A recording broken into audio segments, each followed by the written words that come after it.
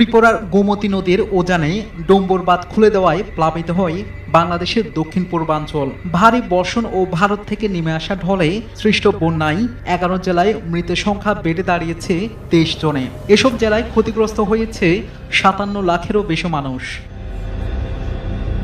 এ ক্ষতের দাগ না মুছতেই ফের দুঃসংবাদ এসেছে ভারত থেকে।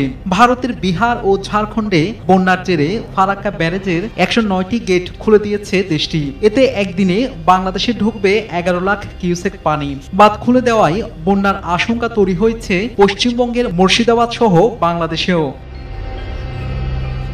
নদ নদী বিষয়ক গবেষণা প্রতিষ্ঠান রিভারাইন পিপলের পরিচালক জানান, ফারাক্কার গেট খুলে দেওয়ার বিষয়টি খুবই বিপজ্জনক। এর ফলে দেশের রাজশাহী, চাঁপাইনবাবগঞ্জ, পাবনা, সিরাজগঞ্জ, কুষ্টিয়া, রাজবাড়ী ও মানিকগঞ্জ সহ আশপাশের জেলাগুলোতে প্লাবিত হবে বলে আশঙ্কা করা হচ্ছে।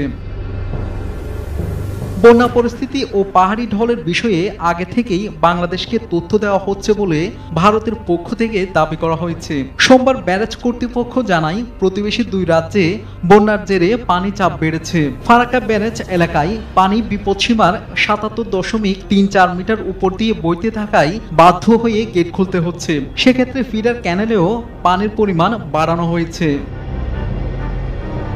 শাহাদাত শাওন, RTV।